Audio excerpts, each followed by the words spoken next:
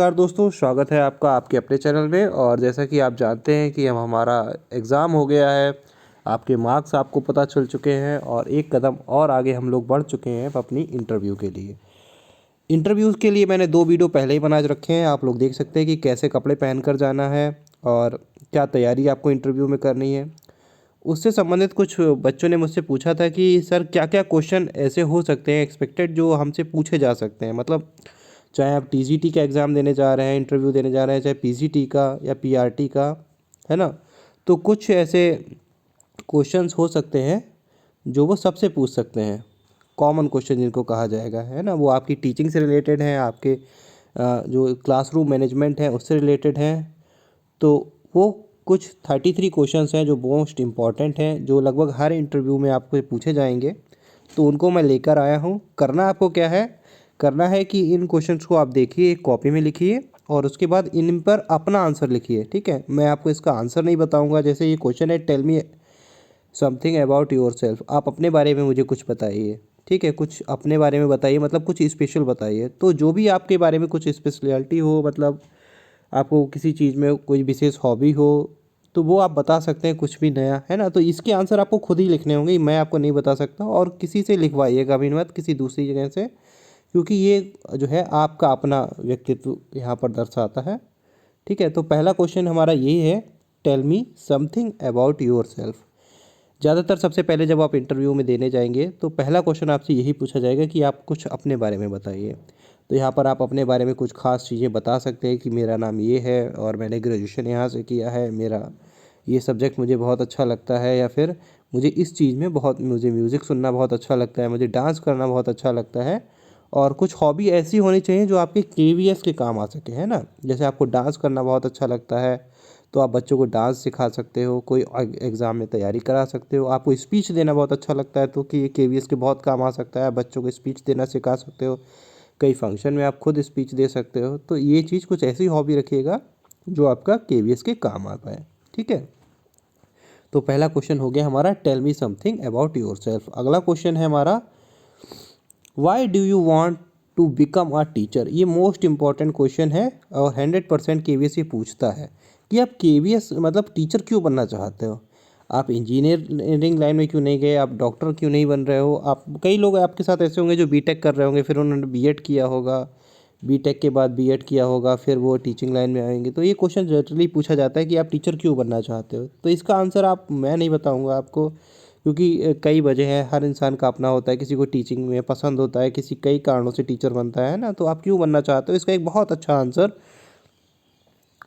Answer आप लिखकर जो है तैयार करिए। और तैयार लिख कर लेके जाइएगा, मतलब अपने आप जहन में इसको चीज़ को रखिएगा कि ये क्वेश्चन आपसे पूछा जा सकता है।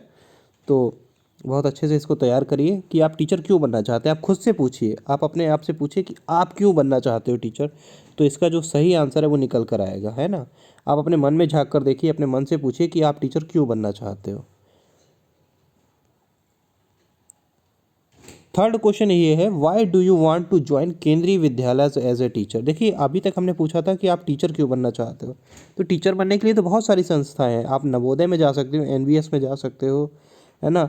स्टेट के स्कूल में जा सकते हो, DSSS भी जा सकते हो, है ना? कई करियर ऑप्शन है आपके पास।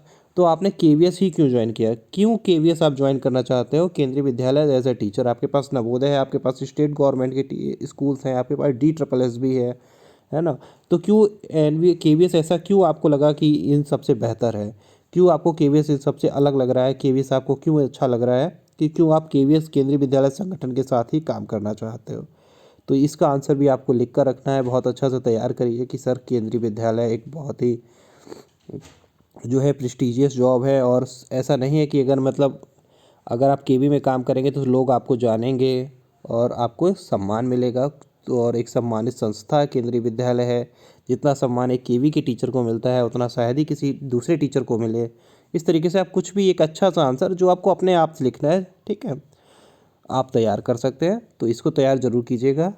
फिर चलते हैं चौथे क्वेश्चन की तरफ, are you ready to work in any city. देखिए, अब मैं आपको बताता हूँ, केंद्रीय विद्यालय संगठन एक जो है सेंट्रल गवर्नमेंट ऑर्गेनाइजेशन है और ये पूरे भारत में ऐसा शायद ही कोई बड़ी सिटी हो जहाँ पर केवी ना हो, केवी स्कूल ना हो। कई सिटीज़ ऐसी हैं जहाँ पर 3 या 4 या 5 केवी भी है जो 2-2 शिफ्टों में काम कर रहे हैं। तो एक बड़ी सिटी से लेकर एक छोटी सी सिटी में भी केवी है, एक बहुत बड़ी सिटी में भी है और एक छोटी सी सिटी में भी है, ठीक है। तो आप ऐसा नहीं कर सकते कि मुझे बड़ी बड़ी सिटी में ही काम करना है, मुझे बेंगलोर में काम करना है, मुझे जयपुर में काम करना है, ठीक है। मैं एक किसी छोटी सी सिटी में, मैं मऊ में काम नहीं करूँगा, मैं हरदोई में काम नहीं करूँगा, या फिर मैं कि जो है किसी बरेली में काम नहीं करूँगा, मतलब किसी छोटी सिटी में काम नहीं करूँगा, ऐसा आप नहीं कह सकते, है ना। तो आप वो पूछेंगे कि सेंट्रल गवर्नमेंट जॉब है आपका, जो है ट्रांसफ़र भी होता रहता है, तो आपसे वो पूछेंगे कि आप हर जगह काम करने को तैयार हो। ऐसा तो नहीं कि आप किसी प्रॉपर सिटी में ही काम करना चाहते हो कि मेरी जॉब तो केवल जयपुर में ही लग जाए, मैं लाइफ टाइम जयपुर में सेट रहूँ, या फिर मैं लखनऊ में लाइफ टाइम रहूँ, या मैं भोपाल में लाइफ टाइम रहूँ। तो ऐसा तो नहीं है आपके साथ। तो ये बात भी आप अपने मन से पूछिएगा और इसका अच्छा सा आंसर तैयार करके जाइएगा, ठीक है। आप कहिएगा कि नहीं, मैं मेरे अंदर होम सिकनेस नहीं है और मैं किसी भी सिटी में काम करने को तैयार हूँ। Question number 5, which was your favourite subject during the graduation and post graduation. तो देखिए ग्रेजुएशन और पीजी में जो आपका फेवरेट सब्जेक्ट है वो आपसे ज़रूर पूछेंगे, क्योंकि पीआरटी में आप जा रहे हो, या आप टीजीटी में जा रहे हो, या आप पीजीटी में जा रहे हो, ज़्यादातर टीचर हमारे साथ जो होते हैं वो पीजी करे हुए होते हैं, पोस्ट ग्रेजुएट होते हैं, ठीक है। और कई तो नेट क्वालिफाई भी होते हैं। तो केवीएस ये जानना चाहता है कि टीचर को क्या उसके जो ग्रेजुएशन किया है जिस सब्जेक्ट में, उसमें उसे जानकारी है या पोस्ट ग्रेजुएशन में जानकारी है। मतलब ऐसा तो नहीं कि केवल किया है आप भूल चुके हो उस चीज़ को। तो थोड़ा बहुत वो पूछना ज़रूर चाहता है। अगर आप बताओगे कि मेरा फिज़िक्स फेवरेट सब्जेक्ट रहा है, या केमिस्ट्री रहा है, या फिर कंप्यूटर साइंस रहा है, तो ज़रूर पूछेगा कि हाँ, इससे कुछ क्वेश्चन पूछता है वो, ठीक है। तो एक दो सब क्वेश्चन आपके ग्रेजुएशन से भी पूछ सकता है, या ये क्वेश्चन तो ज़रूर पूछेगा कि आपका पीजी में सब्जेक्ट क्या रहा था। तो इसको आप तैयार कर लीजिएगा अच्छे से। आगे चलेंगे। What are your strengths and weakness. देखिए हर इंसान को अपनी कमजोरियां और अपनी ताकत दोनों का पता होना चाहिए। एक अच्छा टीचर भी वो है जिसे अपनी स्ट्रेंथ और वीकनेस दोनों पता है, ठीक है। तो आप अपनी स्ट्रेंथ और वीकनेस ये दोनों लिख लीजिएगा कि मेरी स्ट्रेंथ कितनी है, किन किन किन, मतलब 2 पॉइंट तो आप ज़रूर लिख लीजिएगा अपनी स्ट्रेंथ पर और अपनी वीकनेस पर, कि मेरी स्ट्रेंथ ये है, मेरी वीकनेस ये है, ठीक है। तो आपको अपनी स्ट्रेंथ और वीकनेस पता होनी चाहिए। वीकनेस कुछ ऐसी मत लिखिएगा कि वो वाकई में आपके लिए बहुत बड़ी वीकनेस हो, कि जो है मुझे गुस्सा बहुत जल्दी आ जाता है और मैं बहुत जल्दी परेशान हो जाता हूँ, फ्रस्ट्रेटेड हो जाता हूँ, मेरा मन करता है कि मैं जो मेरे सामने फिर उस समय जो भी है मैं थप्पड़ लगा दूँ। तो ऐसा नहीं करिएगा, क्योंकि आप बच्चों के साथ पढ़ाने जा रहे हैं, उनको डील करने जा रहे हैं। तो वीकनेस ऐसी वीकनेस होनी चाहिए जो, हाँ, जिसको केंद्रीय विद्यालय संगठन जो है मान ले, स्वीकार कर ले कि हाँ ये इतनी वीकनेस चल जाएगी। ऐसी बहुत बड़ी वीकनेस मत बताइएगा, ठीक है। और है तो उनको ओवरकम करने का प्रयास भी कीजिएगा। स्ट्रेंथ आप रख सकते हैं कि मैं सत्य निष्ठा के साथ काम करता हूँ, मैं डिसिप्लिन्ड हूँ, मैं पंचुअल हूँ, मैं कभी भी टाइम से के इधर जाकर काम नहीं करता, या फिर अपनी सीमाओं से इधर जाकर काम नहीं करता, या कुछ भी आप जो भी आपको लगता है ना। ये क्वेश्चंस आपके हैं, आपके लिए मैं लेके आया हूँ, तो इनके आंसर भी आपको लिखने होंगे, क्योंकि ये पर्सन टू पर्सन वेरी करेंगे, है ना। इनके आंसर अगर मैं आपको बता दूंगा तो ये उतना अच्छा आपके साथ नहीं काम कर पाएंगे जिनका आप खुद कर सकते हैं। क्वेश्चन नंबर 7 है, describe a difficult work situation, how to overcome it, ठीक है। तो आपके लिए सबसे ज़्यादा मुश्किल सिचुएशन क्या हो सकती है ना, वर्क सिचुएशन देखिए, और आप उसको कैसे ओवरकम करेंगे, ठीक है। तो देखिए अभी कोविड का टाइम था, इससे पहले कुछ समय पहले, और मैंने केवीएस केंद्रीय विद्यालय संगठन के अंदर रात के 10 बजे तक बैठ के काम किया है। रात 10 बजे तक मैं रुका हूँ स्कूल के अंदर, और मैंने वहाँ पर एडमिशन किए हैं। तो आपको किसी भी तरीके से मतलब अपने संगठन के लिए काम करना है,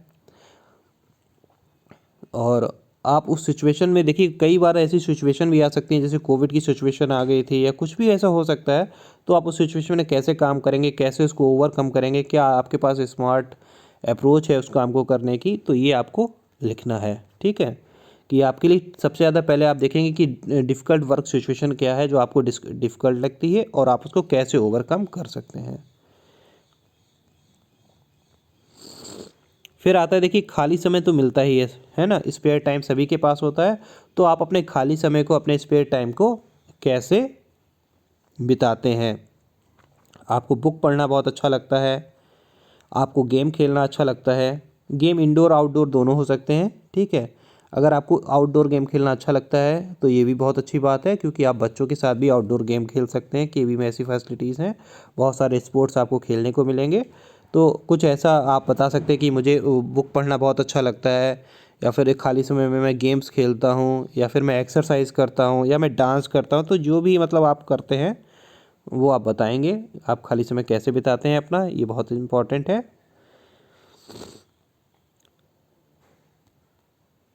ठीक है। How you will maintain discipline in your class. देखिए बहुत इंपॉर्टेंट क्वेश्चन है, ज़रूर पूछता है केंद्रीय विद्यालय संगठन, क्योंकि आपको एक ऐसा क्लास मिलेगा, है ना, जिसमें 40 स्टूडेंट होंगे। आप टीचर हैं, पड़ोस की क्लास में भी पढ़ाई हो रही होगी। तो आप कैसे अपने क्लास को मेंटेन कर रखेंगे, उसका डिसिप्लिन कैसे मेंटेन रखेंगे। यहाँ पर डिसिप्लिन से मतलब सिर्फ इतना नहीं होता कि केवी में डिसिप्लिन का मतलब ये नहीं है कि आप बच्चों को चुप कराएंगे। आप मतलब कोई प्रिंसिपल या कोई बड़ा अधिकारी अगर आता है और आपके बच्चे चुप हैं, चुपचाप बैठे हैं, इसका मतलब ये नहीं कि आपकी क्लास डिसिप्लिन है। क्लास के अंदर डिसिप्लिन के मतलब वेरियस फैक्टर हैं कि बच्चे अपना काम करते हो, शोर मचाते ना हो, आपका जो मतलब बोर्ड है वो बहुत अच्छा सा हो, डेकोरेशन, क्लास का डेकोरेशन बहुत अच्छा हो, क्लास में सफाई हो। ये सारी चीज़ें डिसिप्लिन के अंतर्गत आती हैं। जैसे कि जो हमारे बहुत सारी एक्टिविटीज़ केंद्रीय विद्यालय में होती हैं, फिर उनको हम अपने क्लास में ही सजा देते हैं कि हमारे बच्चों ने ये करके दिखाया था। जैसे कोई मॉडल बना हो तो आप अपने क्लास में लगा सकते हैं, कोई प्रोजेक्ट हो उसको लगा सकते हैं, या फिर अपने छोटी सी लाइब्रेरी भी, आप अपनी लाइब्रेरी भी अपनी क्लासरूम में ही बना सकते हैं, जिसे हैकिंग लाइब्रेरी बोलते हैं, या फिर मतलब कुछ भी आप कर सकते हैं। तो डिसिप्लिन को आप कैसे मेंटेन रखेंगे, बच्चों को चुप भी नहीं रखना है, बच्चों को ऐसा भी नहीं कि सारे बच्चे चुपचाप डरे हुए बैठे हों, ये भी डिसिप्लिन के अंतर्गत नहीं आता, और बच्चे शोर भी ना मचा रहे हों। तो कुछ ऐसे कैसे आपकी क्या अप्रोच रहेगी कि आप बच्चों को बिजी रखें, ये सब आपको लिखना होगा, बताना होगा। ये आपसे कोई केंद्रीय विद्यालय संगठन पूछेगा, how you will maintain discipline in your class. ठीक है, तो आपकी क्या अप्रोच है, ये आपकी अपनी पर्सनल अप्रोच होगी कि मैं ऐसे डिसिप्लिन में बनाकर रखूँगा अपने क्लास के अंदर। ठीक है, क्वेश्चन नंबर 10 देखते हैं।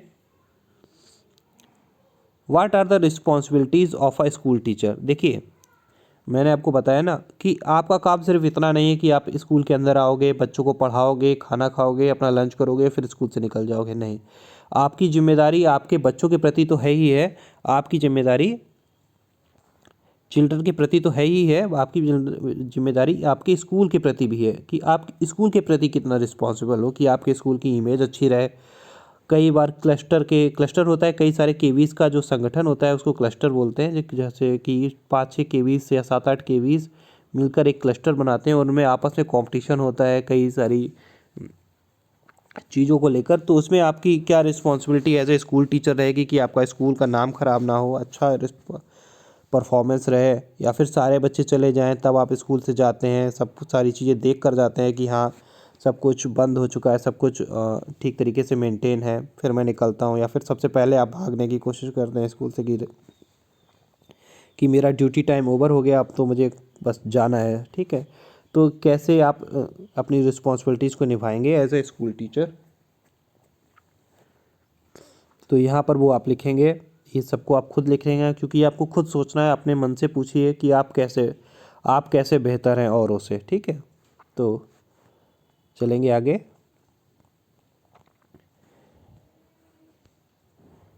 What are the duties of school teacher, है ना, इसमें आपसे साफ साफ उसने पूछ लिया कि आपकी क्या क्या ड्यूटीज़ हैं स्कूल टीचर के रूप में। आप एक इसके केंद्रीय विद्यालय स्कूल के टीचर हैं, आप स्कूल के बारे में कैसी कैसी ड्यूटीज़ आप सिखा सकते हैं। देखिए सबसे पहला काम होता है कि केंद्रीय विद्यालय में सबसे पहले सुबह उठकर प्रेयर होती है, प्रार्थना होती है। तो वहाँ पर भी आपको मैनेज करना पड़ेगा कि बच्चे सब लाइन में लगें। ठीक है, वहाँ पर डिसिप्लिन मेंटेन हो, और जो हमारा असेंबली है जो कंडक्ट हो रही है वो बहुत प्रॉपर ढंग से हो। उसके बाद सारे बच्चे अपने क्लास में जाएं, सारे बच्चे वेल यूनिफॉर्म पहन कर आएँ। और जो है लास्ट में जब टीचिंग हो रही है तो क्यों, अगर आप टाइम टेबल इंचार्ज की आपको ड्यूटी मिल जाती है उस समय, तो सारे बच्चों का टाइम टेबल, सारे स्कूल का टाइम टेबल एकदम बढ़िया चल रहा हो, ऐसा ना हो कि कोई क्लास खाली हो। और जब बच्चे छूटते हैं तो फिर ऐसा ना हो कि एकदम सारी भगदड़ मच जाए। उनको आपको स्कूल को छोड़ना, बच्चों को लाना और मतलब बच्चे को एक तरीके से उसके गार्जियन के हैंड ओवर करना भी आपकी ज़िम्मेदारी होगी। ठीक है, तो ये सारी, और फिर उसके बाद जब आप निकलते हैं तो आप ये सारा देख के चलेंगे कि जिस क्लासरूम में मैं पढ़ा रहा था वहाँ की लाइट्स ऑफ हो गई हैं, वहाँ के फ़ैन ऑफ हो गए हैं या नहीं हुए हैं। ऐसा तो नहीं कि कोई बच्चा स्कूल के अंदर ही छूट गया है। ऐसा तो नहीं कोई बच्चा कंप्यूटर लैब के अंदर छूट गया हो, वो अंदर वहीं पर बंद है, या कोई बच्चा वॉशरूम गया था वो अभी तक आया नहीं है। तो ये सारी जिम्मेदारी एज ए स्कूल टीचर आपकी रहेगी, क्योंकि कहीं ना कहीं ऐसा आपको देखना होगा कि आपके विद्यालय का नाम खराब ना हो। ठीक है, आपने रजिस्टर प्रॉपर अपनी रैक में रख दिया है या नहीं रखा है। ठीक है, स्टाफ रूम में आप क्या कैसे बिहेव करते हैं और दूसरों के टीचर्स के साथ आप कैसे मतलब अपना तालमेल बैठाते हैं। ऐसा तो नहीं कि हर आए दिन आपकी किसी स्कूल टीचर से ही लड़ाई हो जाती है, या जो भी प्रिंसिपल सर आपको इंस्ट्रक्शंस देते हैं आप उनको फॉलो करते हैं या नहीं करते। तो ये सारी चीज़ें हैं, आप एज ए स्कूल ड्यूटी आप क्या कैसे परफॉर्म करेंगे, इनको आप लिखेंगे। देखिए, स्टूडेंट दो तरीके के होते हैं। How will you manage a lazy student. देखिए, लेजी स्टूडेंट से मतलब उन बच्चों से है जो बहुत लेज़ी होते हैं। इसका मतलब ये नहीं कि बहुत पढ़ाई में बहुत पुअर है, हो सकता है वो बहुत अच्छा हो बहुत, पर वो क्रिएटिव नहीं है ना, वो आराम से बैठा रहता है, सुस्त है। तो उसको आप कैसे मैनेज करेंगे। तो इसके लिए आप क्या करते हैं, जैसे वो एक बच्चा है वो खेलना भी नहीं चाहता। कुछ बच्चे ऐसे होते हैं कि वो कहते हैं नहीं मुझको खेलना भी नहीं है, मैं ग्राउंड में जाकर बैठ जाऊँगा। तो आप उनके साथ कैसे मैनेज करोगे। या वो स्कूल में अपने क्लासरूम में काम नहीं कर रहा है, चुपचाप बैठा हुआ है, उसको कैसे मैनेज करोगे। वो कहता है नहीं सर मैं लिखूंगा ही नहीं, या लिख रहा है बहुत धीरे धीरे लिख रहा है। तो ये आपकी अपनी स्ट्रेटजी होनी चाहिए कि नहीं सर मैं उस बच्चे को खुद उसके साथ खुद खेलने लगूंगा, उसको थोड़ा सा मोटिवेट करूंगा, उसको अच्छी अच्छी पोएम्स या स्टोरी सुनाऊंगा, या उसको क्लैपिंग कर मतलब जब वो उसके रिस्पॉन्स पर क्लैप करवाऊंगा बच्चों से, उसको जो है फीडबैक दूंगा अच्छा। तो ये सब चीज़ें आपकी अपनी स्ट्रेटजी होगी कि how will you manage a lazy student, कैसे आप एक लेजी स्टूडेंट को मैनेज करेंगे क्लास में। और ये मान के चलिए 3 से 5 बच्चे ऐसे हो जाते हैं जो थोड़े से आपको लगेगा कि आपको उनके साथ प्रॉब्लमेटिक बच्चे तो नहीं कहेंगे कि, लेकिन ये है कि आपको उनके पर काम करना पड़ेगा, उन पर वर्क करना पड़ेगा। तो इसके लिए आपकी क्या स्ट्रेटजी होगी। ठीक है, क्वेश्चन नंबर 13 देख लेते हैं। Do you have knowledge of computers. देखिए, केंद्रीय विद्यालय संगठन जो है आधुनिक संगठन है। यहाँ पर अब आपको कोई भी काम है तो वो आपको कंप्यूटर से करना ही पड़ेगा। जैसे आपको रिजल्ट बनाना है, कहीं पर डाटा शेयर करना है, तो विद्यालय संगठन ये चाहता है कि उसका जो भी टीचर हो, चाहे वो किसी भी पद पर हो, चाहे वो प्राइमरी में हो, चाहे वो सेकेंडरी में हो, टीजीटी हो, पीजीटी हो, या फिर आपका किसी भी पोस्ट पर हो, तो वो ये चाहते हैं कि उसको सब्जेक्ट की नॉलेज के साथ साथ उसे कंप्यूटर की भी नॉलेज हो। ठीक है, तो क्या वो ये जानना चाहेंगे कि do you have a knowledge of computers, क्या आपने कभी कंप्यूटर चलाया है, आपको बेसिक नॉलेज है। मतलब ये नहीं कि आपको लैंग्वेज आती हो, सी आती हो, C++ आती हो, आप कोडिंग करना जानते हो, ऐसा कुछ नहीं है। बस वो आपको ये जानना चाहते हैं कि आपने MS वर्ड पर आप काम कर लोगे, या MS एक्सेल पर आप छोटा मोटा काम कर सकते हो कि शीट भेजना या कोई PPT बनाने को आ जाए तो आप PPT बना सकते हैं, प्रेजेंटेशन बना पाएंगे या नहीं। मान लीजिए CMP मीट होने वाली है तो आप प्रेजेंटेशन बना पाएंगे नहीं। ठीक है, या फिर निष्ठा की या फिर कोई भी ऐप होने मतलब मीटिंग होने वाली है तो उसके लिए आप कुछ PPT बना के दे सकते हैं, या एक्सेल में डाटा सेट सेंड कर सकते हैं, रिजल्ट बना सकते हैं। तो इसके लिए आपको ये पूछेगा जरूर कि संगठन कि आपको कंप्यूटर की बेसिक नॉलेज है या नहीं। ठीक है, तो इसके लिए आप तैयार रहिएगा। अगर आपको कोई नॉलेज नहीं है तो अभी से आप थोड़ा बहुत देख सकते हैं इसके बारे में, तो आप ये कह सकते हैं कि हाँ सर मुझको थोड़ी बहुत नॉलेज है इस चीज़ की।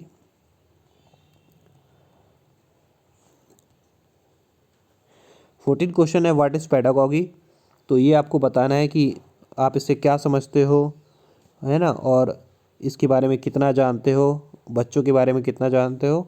इसको आपको लिखना है। इन सारे क्वेश्चंस को मैं आपके लिए छाट कर लेके आया हूँ, इनको आप एक कॉपी पे लिख लीजिए और फिर इनके अपने आंसर लिखिए। ठीक है, अपने मन से पूछिए, अपने आंसर लिखिए, तब आप ज़्यादा अच्छा कर पाएंगे।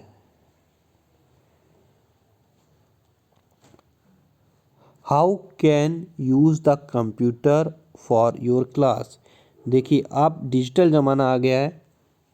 अब टीचिंग उस तरीके से नहीं हो रही कि एक ब्लैक बोर्ड लगा है और आप उस पर चौक से घिट रहे हैं, और वो टीचिंग नहीं है। ठीक है, हो सकता है आपको आपके जो है डिजिटल बोर्ड लगा हो आपके क्लास में, लगा ही है ज़्यादातर केवी में। आपके क्लासरूम में आपको एक सिंपल बोर्ड, ब्लैक बोर्ड और एक डिजिटल बोर्ड दोनों ही देखने को मिलेंगे। तो आप कंप्यूटर का प्रयोग कैसे करेंगे, डिजिटल बोर्ड का प्रयोग कैसे करेंगे अपने क्लास में, आप पीपीटी बनाएंगे पहले से बनाएंगे, या फिर कैसे क्या करेंगे, बच्चों को कार्टून दिखाएंगे, पोएम्स कैसे कराएंगे, तो ये आपको लिखना है कि मैं आप अपनी मतलब अपनी एजुकेशन को, अपने लेसन प्लान को थोड़ा सा डिजिटल फॉर्मेट में कैसे करेंगे, कैसे अपनी जो आपकी टीचिंग है उसको और बेहतर करने के लिए कंप्यूटर का क्या इस्तेमाल करेंगे। कुल मिला के क्वेश्चन ये है कि आपकी जो टीचिंग है उसको और ज़्यादा अच्छा करने के लिए कंप्यूटर आपके लिए कैसे सहायक होगा, कैसे आप यूज़ कर पाएंगे उसको। ठीक है, तो ये मान के चलिए कि आपके जो स्कूल आपको मिलेगा उसमें आपको डिजिटल बोर्ड भी मिलेगा, और आपको उसका इस्तेमाल आता है या नहीं आता है। अगर नहीं आता है तो आप ये कहेंगे कि मुझे आता नहीं है, लेकिन मैं सीख लूँगा, क्योंकि मुझको कंप्यूटर से कोई ऐसा कोई भय नहीं है और मैंने पीपीटी वगैरह बनाई है ना। तो ऐसा बस यही है।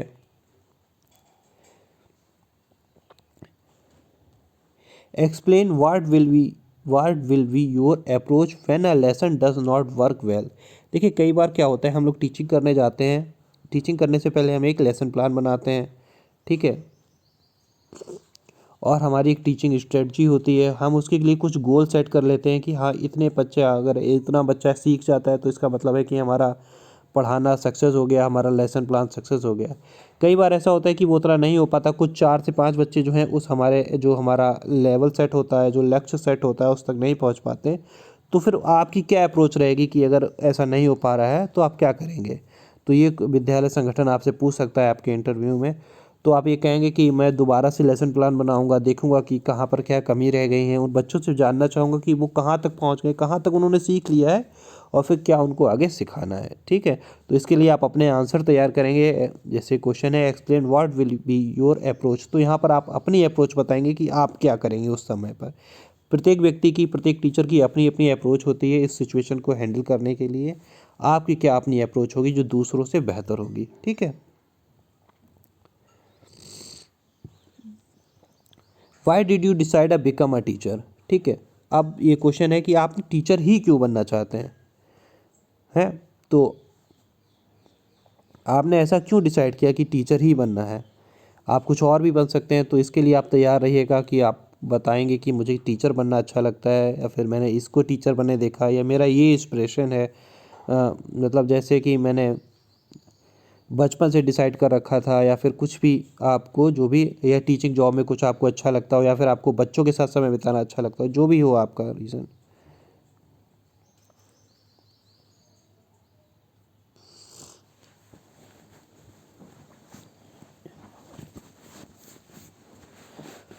आपने जैसे किसी स्कूल में पढ़ाया होगा, हो सकता है किसी पहले स्कूल में पढ़ाया हो, तो आपने why do you want to teach at this school, आप इस स्कूल में क्यों पढ़ाते हैं, या फिर क्यों पढ़ाया आपने, इस तरीके के क्वेश्चन भी आपसे पूछ सकते हैं। या फिर इस स्कूल में क्यों पढ़ाना चाहते हैं, है ना। तो ये इस तरीके के क्वेश्चन आपसे पूछे जा सकते हैं, आप इसके लिए तैयार रहेगा। क्वेश्चन है why do you want to teach at this school, तो इसके आंसर आप तैयार रखिएगा।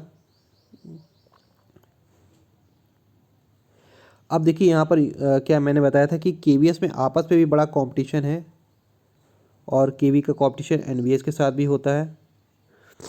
तो आप क्या करेंगे अपने स्कूल को, जिस स्कूल में आपकी पोस्टिंग होती है ना, जिस स्कूल में आपकी पोस्टिंग होती है, मान लीजिए वो केवी लखनऊ है, ठीक है, अब आपकी पोस्टिंग केवी लखनऊ में हो गई है, तो आप क्या करोगे उस स्कूल को यूनिक बनाने के लिए। कैसे वो स्कूल ऐसा बन जाए कि उसकी पहचान पूरे भारत में हो। कुछ नया प्रोजेक्ट आप अपने स्कूल में लॉन्च करोगे, या फिर कैसे बच्चों को पढ़ा के कुछ यूनिक करोगे, जिससे कि सारे मतलब पूरे संगठन में आपका स्कूल जाना जाए कि वहाँ इस स्कूल में जो है नया प्रोजेक्ट चल रहा है, या वो बच्चों के लिए ये करते हैं, है ना। तो क्या आपके पास स्ट्रेटजी है, क्या आपके पास प्लान है। What can you bring to our school to make your unique. ठीक है,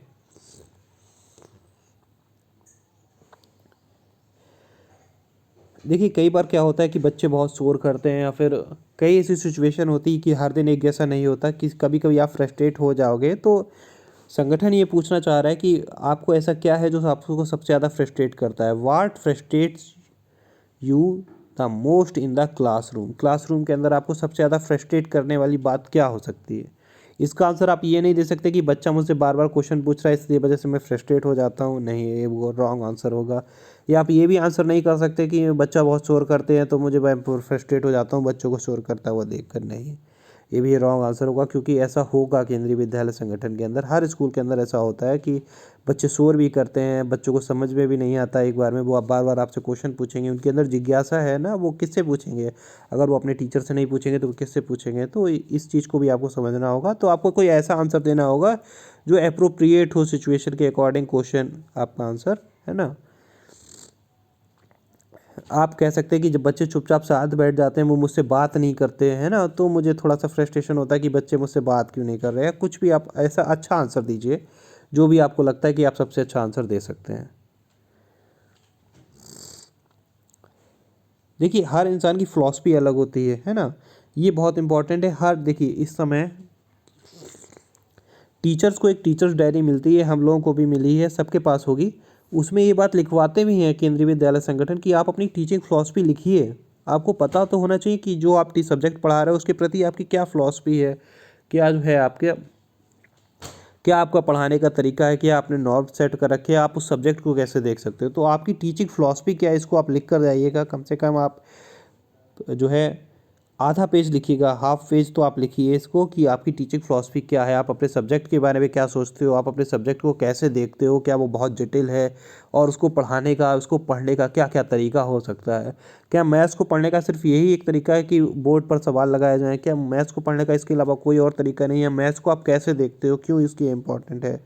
या फिर आप किसी लैंग्वेज को कैसे देखते हो, उसको क्या क्या उसका यूज़ है ना। तो इस तरीके से आपकी अपनी हर व्यक्ति की, प्रत्येक व्यक्ति की एक टीचिंग फ़िलॉसफ़ी होती है, वो अपने सब्जेक्ट को कैसे देखता है, वो अपने सब्जेक्ट को कैसे पढ़ाता है।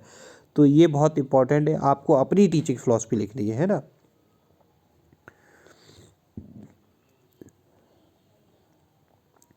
फिर सबसे बाद में और सबसे जो है हमारी इम्पॉर्टेंट बात ये है कि हम स्टूडेंट का इवेल्युएट कैसे करते हैं, कैसे मूल्यांकन करेंगे, है ना। जब तक देखिए मूल्यांकन नहीं होगा किसी भी बच्चे का, हम उसको अगली कक्षा में प्रमोट नहीं कर सकते, हम ये नहीं बता सकते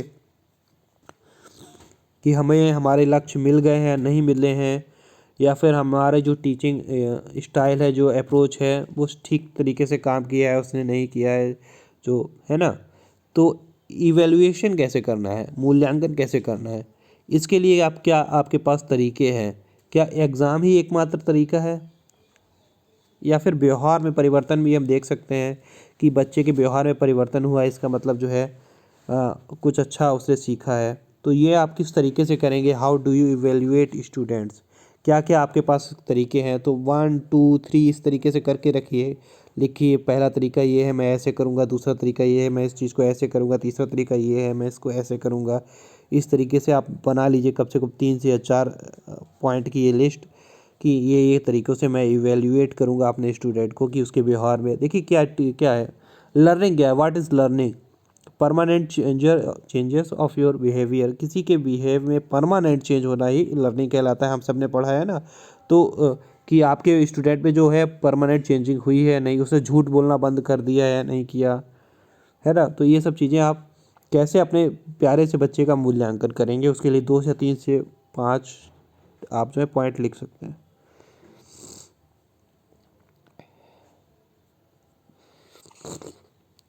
how would you prepare your classroom if it was the first day of school? देखिए एक बात मैं बता देता हूँ, बहुत अच्छे से आपको बता दूंगा। आप परमानेंट टीचर बन के जा रहे हैं, ऐसा नहीं होगा कि आप जाएंगे वहाँ पर विद्यालय खाली मिलेगा आपको, नहीं। आपकी जगह पर एक कॉन्टेक्चुअल टीचर वहाँ पहले से पढ़ा रहा होगा, और आप जब जाएंगे तो उस कॉन्टेक्चुअल टीचर को रिमूव कर दिया जाएगा कि अब हमारे पास परमानेंट टीचर आ गया है, तो अब हम ये इस कॉन्टेक्चुअल टीचर की ज़रूरत नहीं है, और वो कॉन्टेक्चुअल टीचर चला जाएगा। अब आप क्लासरूम के अंदर एंटर करते हैं तो क्लासरूम के बच्चों को वो कॉन्टेक्चुअल टीचर इतने दिन से पढ़ा रहा होता है, तो उसका बड़ा, है ना, भावनात्मक रूप से बच्चे उससे जुड़े हुए होते हैं, और उनको लगता है कि ये वाले सर आ गए हैं इस वजह से, या ये वाली मैडम आ गई इस वजह से हमारे ये वाले सर जा रहे हैं, है ना। तो वो हो सकता है कि बच्चे आपको पहले दिन आपके साथ थोड़ा सा अजीब व्यवहार करें, आपको जो है स्वीकार ना करें, आपसे उतना ज़्यादा मतलब मेल जोल ना बढ़ाएं। तो आपकी पहले दिन क्या अप्रोच होगी बच्चों को अपने को समझने के लिए, उनको अपने साथ ढालने के लिए, है ना। तो जब मैं पहले दिन गया था तो बच्चे बात भी नहीं कर रहे थे, और मतलब कि जब मैं गया था उस समय वहाँ पर ओम सर थे, जो कॉन्टेक्चुअल टीचर थे, वो पढ़ा रहे थे। तो बच्चों को ये लग रहा था कि मेरे ओम सर जा रहे हैं और ये वाले सर आ गए, इनकी वजह से मेरे ओम सर जा रहे हैं। तो इस तरीके से आपको उस समय बड़ी सिचुएशन वैसी होगी कि बच्चे आपसे शायद बात भी ना करें, आपके साथ खेले भी ना। तो आपको ये हैंडल करना होगा कि पहले दिन आप कैसे हैंडल करेंगे। क्या आप जाते ही पढ़ाने लगेंगे? ये मत करिएगा कि आप जा गए और आज आपका पहला दिन है और आप पहले दिन जाते ही बच्चों को पढ़ाने लगे, ऐसा नहीं मत करिएगा। पहले दिन ही आपको ऑब्जर्व करने नहीं आ रहा, कोई इंस्पेक्शन करने नहीं आ रहा है, ठीक है, तो पहला कुछ समय, 1 दिन 2 दिन 3 दिन आप बच्चों को दीजिए, उनसे साथ बात करिए, उनके साथ खेलिए, ठीक है, उनको अपने अंदर ढालने का प्रयास करिए और ख़ुद भी उनके साथ थोड़ा ढलने का प्रयास करिए। तो आपको पहले दिन की स्ट्रेटजी क्या होगी आपके इस क्लास में, आप कैसे बच्चों से अपना परिचय कराएंगे, कैसे बच्चों का परिचय जानेंगे, तो ये आप देखिएगा, ठीक है। इसको लिख कर रखिए थोड़ा सा। How do you prepare your lesson plan and what do you include. देखिए लेसन प्लान आप टीचिंग करने से पहले लेसन प्लान बनाएंगे, तो लेसन प्लान आप कैसे बनाते हैं और क्या क्या चीज़ें आप उसमें इंक्लूड करते हैं। इसका आंसर आप यही लिखिएगा कि मैं खुद से लेसन प्लान बनाता हूँ पूरा चैप्टर पढ़ने के बाद। उसमें से ये मत बताइएगा कि मैं किसी इस साइट से या फिर इस जगह से इस वगैरह से जो है कॉपी पेस्ट करता हूँ लेसन प्लान। लेसन प्लान अच्छा वही माना जाता है जो आप खुद से बनाएं, और उसमें थोड़ा सा क्या कहते हैं उसको, ऐसा लेसन प्लान बनाइएगा जिसमें बच्चे एक्टिव रहें, है ना। एक लेसन प्लान होता है कि टीचर एक्टिव है बच्चे पैसिव हैं, नहीं नहीं, ऐसा लेसन प्लान बनाइए जिसमें बच्चे एक्टिव रहें और कुछ एक कंप्यूटर से, आईटी सेक्टर से जुड़ा हो, मतलब कुछ उसमें आप बच्चों को कंप्यूटर से दिखा सकते हो, डिजिटल बोर्ड का यूज़ कर सकते हो, रियल लाइफ एग्जांपल दे सकते हैं। जैसे आप कोई पौधा पढ़ा रहे हैं तो उस पौधे को बच्चे को दिखाइए, उसकी पत्तियां वगैरह दिखाइए, वो कैसा होता है। इस तरीके से कुछ लेसन प्लान बनाइए जिससे बच्चे क्रिएटिव कुछ सीखें, तो वो अच्छा लेसन प्लान बना जाता है। और आप कैसे बनाते हैं, उसमें क्या क्या चीज़ें इंक्लूड करते हैं, ये आपको खुद लिखना होगा। 3 से 5 लाइनें आप इसके बारे में लिखिए, इन सारे क्वेश्चंस के बारे में 3 से 5 लाइनें आप लिखिए। How do you handle a classroom discipline, बहुत इंपॉर्टेंट है। आप अपने क्लासरूम के डिसिप्लिन को कैसे हैंडल करेंगे। हो सकता है जिस क्लास में आप जाएं वहाँ के बच्चे बहुत ज़्यादा शोर करते हो, बहुत ज़्यादा परेशान करने वाले हों, बहुत ज़्यादा मतलब कंट्रोल से बाहर हों, तो आप उनको कैसे हैंडल करेंगे, कैसे मतलब उनको ये बताएंगे कि डिसिप्लिन क्या है और उसमें कैसे हमको रहना है। तो ये आप कैसे करेंगे आप खुद देखिए, और 3 से 5 लाइन इसके बारे में भी लिखिए कि आप क्या क्या आपके पास यूनिक अप्रोच है, स्ट्रेटजी है बच्चों को। देखिए बच्चों को आप मार नहीं सकते, ठीक है, कॉर्पोरल पनिशमेंट आप नहीं दे सकते, किसी भी तरीके की शारीरिक और मानसिक प्रताड़ना आप नहीं दे सकते। उसको दिए बिना आप डिसिप्लिन में कैसे रखेंगे, ये आपकी अपनी अप्रोच होनी चाहिए।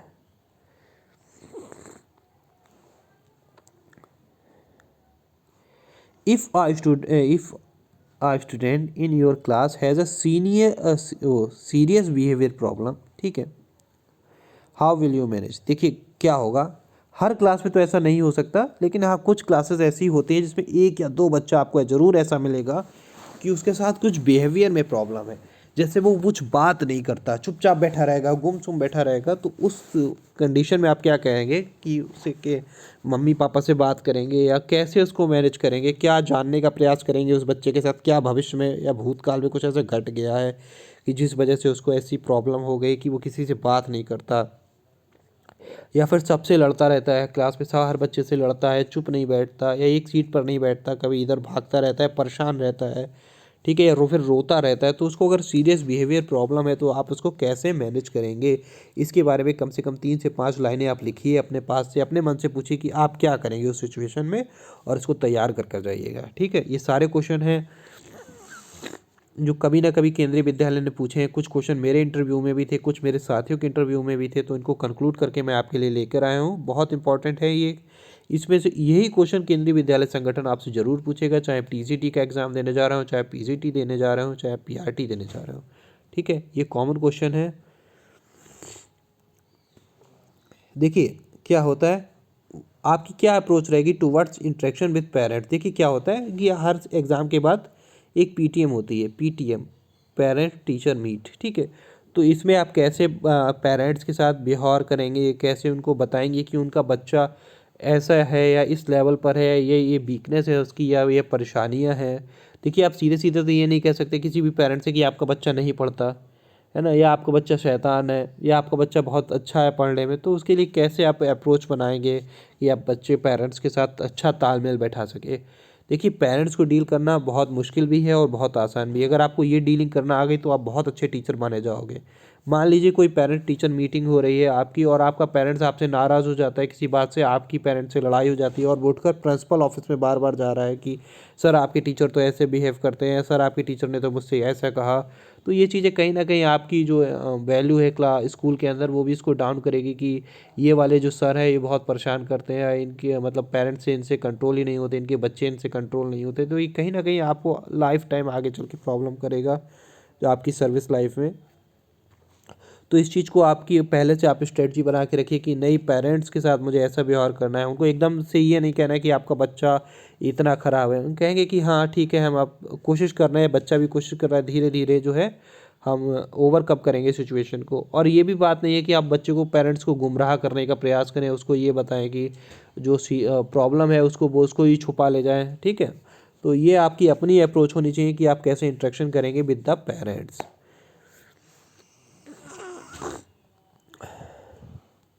और how would you deal with the angry parents. देखिए कुछ पेरेंट्स होते हैं ना पीटीएम के बीच में बहुत ज़्यादा एग्रेसिव भी हो जाएंगे कि मतलब कि मेरे बच्चे के साथ ऐसा व्यवहार क्यों किया जा रहा है, मेरे बच्चे को ही पीछे क्यों बैठा ला जाता है, हर बार मेरा बच्चा पीछे बैठता है, या मेरा ही बच्चे के एग्ज़ाम में नंबर कम आ रहे हैं, या वो कॉपी जब दिखाई जाएंगी तो आपसे कह देंगे कि मेरे बच्चे के नंबर आपने क्यों कम दिए है, कैसा। तो उस समय कई बार ऐसा होता है कि पेरेंट्स काफ़ी एंग्री हो जाते हैं। तो उस समय आपको ये नहीं करना है कि आप भी उनके साथ बराबर से उतना एंग्री हो जाओ कि भाई मैं एक गवर्नमेंट टीचर हूँ तो मुझसे ऐसे कैसे बात कर रहे हो, इस तरीके से नहीं। आपको उस समय सिचुएशन को जो है हल्का करना है, ठंडा करना है कि सिचुएशन थोड़ी सी कूल हो जाए। ऐसा ना हो कि मैंने फिर भी कहा, पहले भी मैंने कहा कि ऐसा ना हो कि बार बार पेरेंट्स आपकी शिकायत लेकर कि वो वाले टीचर हैं मुझसे ठीक से बात नहीं करते या ऐसा व्यवहार कर रहे हैं मेरे साथ, कि वो बार बार जो है कि पेरेंट्स उठकर प्रिंसिपल चेम्बर में जाए, बार बार प्रिंसिपल सर से आपसे कहे कि आपके प्रिंसिपल सर से कि सर वो वाले सर ने मुझसे ऐसे कहा या वो मेरे बच्चे के लिए ऐसा कह रहे थे। इससे क्या होता है कि कहीं ना कहीं जो है आपकी जो आपकी इमेज है, जो आपकी वैल्यू है स्कूल के अंदर, वो कहीं ना कहीं डाउन होती है। कि सर भी ये कहेंगे कि बताओ यार, तुम अपने मतलब 40 बच्चों के पेरेंट्स हैं उनको डील नहीं कर पा रहे, मैं यहाँ तो देखो 400 बच्चों को डील करना हो, 400 पेरेंट्स को डील करना पड़ता है। तो आप अच्छा क्लास टीचर कौन होता है, देखिए मैं आपको बता देता हूँ। एक अच्छा क्लास टीचर, एक अच्छा सीटी वही है क्लास टीचर जो बच्चों के साथ साथ उसके पेरेंट्स को भी डील करना जानता है ना। आपकी प्रॉब्लम अगर क्लासरूम की प्रॉब्लम है तो वो क्लासरूम के अंदर ही सॉल्व हो जाए, वो पूरे स्कूल में घूमती ना फिरे, है ना। मान लीजिए आपका ये क्लास है और यहाँ पर कोई प्रॉब्लम हो गई तो आप क्लास टीचर हैं, आप इस प्रॉब्लम को यहीं पर समेट दीजिए। ये ना हो कि ये प्रॉब्लम निकल कर पहले प्रिंसिपल ऑफिस में जा रही है, फिर वहाँ से पूरे स्कूल में फैल रही है, पूरे स्कूल को ये बात पता चल रही है कि इनके क्लास में इनकी ऐसा हुआ था, ये हुआ था, वो हुआ था। तो इस तरीके की सिचुएशन से हमें बचना है।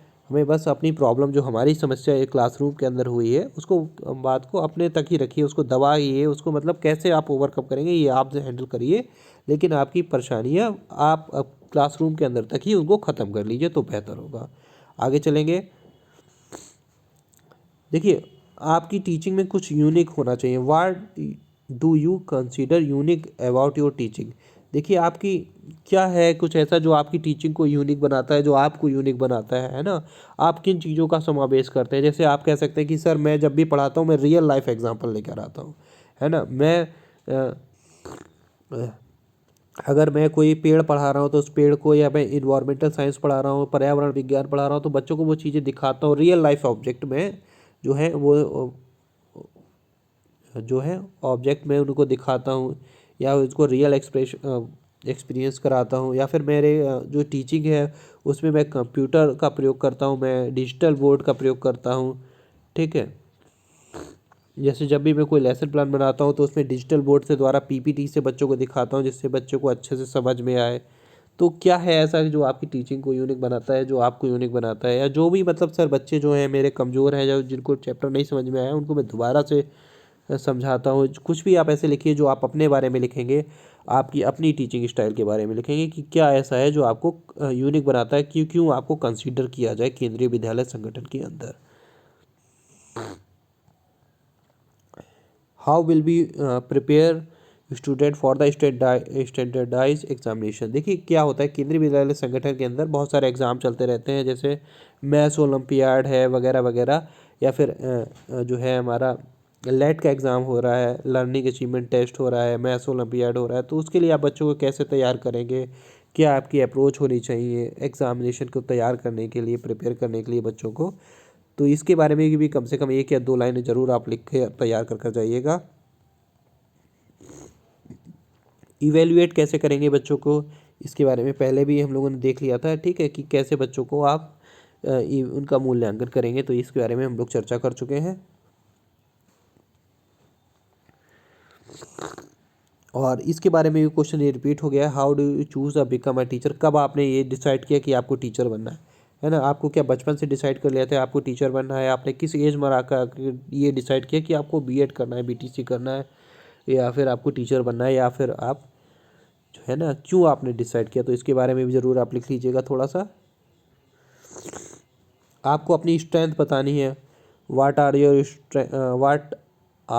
स्ट्रेंथ एज अ टीचर, अगर आप टीचर बन जाते तो आपकी खूबियाँ क्या रहेंगी, क्यों आपकी ऐसी खूबियाँ रहेंगी कि जो दूसरों से आपको अलग करेंगी, तो आपको अपनी स्ट्रेंथ बतानी है, और जो स्ट्रेंथ आप बताइएगा वो वाकई में आपके अंदर हो एज अ टीचर, है ना, कि मेरी ये स्ट्रेंथ है कि मैं एक अच्छा वक्ता हूँ और मैं बच्चों को भी सिखा सकता हूँ, या मैं एक अच्छा स्पोर्ट्समैन हूँ, या जो भी आपकी स्ट्रेंथ एज ए टीचर है वो आप ज़रूर शो करिएगा। मेरी तबीयत थोड़ी सी ख़राब है, इसके लिए मैं माफ़ी चाहूँगा आपसे कि आवाज़ मेरी थोड़ी सी बैठ रही है, आपको वीडियो में थोड़ी प्रॉब्लम हुई होगी। तो ये हमारे 33 क्वेश्चंस हैं जो मोस्ट इम्पॉर्टेंट है, ये क्वेश्चन कहीं ना कहीं संगठन ने पूछे हैं, आप इनको तैयार कर जाइए। देखिए कुछ ना कुछ रणनीति, कुछ ना कुछ तैयारी के साथ तो हम इंटरव्यू में जाएंगे, तो इन क्वेश्चंस को आप एक कॉपी पर लिखिए, इनके आंसर आप खुद से लिखिए, ठीक है, इनके आंसर आप खुद से लिखिए कि कैसे अच्छे हो सकते हैं ये आंसर, ठीक है। ये क्वेश्चन किसी कभी ना कभी संगठन ने पूछे थे, कुछ क्वेश्चन मेरे इंटरव्यू में पूछे गए हैं, कुछ मेरे साथियों के साथ जो कलीग्स हैं उनके इंटरव्यू में पूछे गए, तो इसको सबको लेकर मैं आपके साथ आया हूँ। चलिए मिलते हैं किसी और वीडियो में। अगर आपने अभी तक चैनल से जुड़े नहीं हैं तो प्लीज़ चैनल को सब्सक्राइब कर लीजिएगा, पहली बार आए हैं तो लाइक करिएगा, शेयर करिएगा ज़्यादा से ज़्यादा वीडियो। मैंने आपको वादा किया है मैं इंटरव्यू तक आपके साथ हूँ, तो मैं इंटरव्यू तक आपके साथ बना रहूँगा। वीडियो डालने में थोड़ा देर इसलिए हो जाती है क्योंकि इस समय सीबीएसई के एग्ज़ाम चल रहे हैं और बहुत ज़्यादा बिजी शेड्यूल है केंद्रीय विद्यालय संगठन के अंतर्गत। मैं इतना फ्री नहीं हो पा रहा हूँ कि आप लोगों के लिए लगातार वीडियो बनाऊँ जैसे और यूट्यूब चैनल बना रहे हैं, तो उतना तो नहीं हो पा रहा, लेकिन फिर भी जितना गाइडेंस मैं आपको दे सकता हूँ मैं आपकी हेल्प के लिए हमेशा तत्पर रहूँगा। कोई भी क्वेश्चन आपको पूछना है आप कमेंट बॉक्स में पूछ सकते हैं, उसका सटीक आंसर मैं आपको कर दूँगा, ठीक है। तो चलिए मिलते हैं किसी अगली वीडियो में, तब तक के लिए जय भारत, आप अपनी तैयारी करते रहिएगा।